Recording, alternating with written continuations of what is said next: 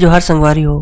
अगर आप मन ला हमार वीडियो पसंद है सोही तो वीडियो ला लाइक करो और चैनल ला सब्सक्राइब जरूर करो। और हाँ, बेल आइकन ला जरूर दबाओ ताकि हमार नवा अवैया वीडियो आप मन ला सबले पहले मिले। जय जोहार, जय छत्तीसगढ़।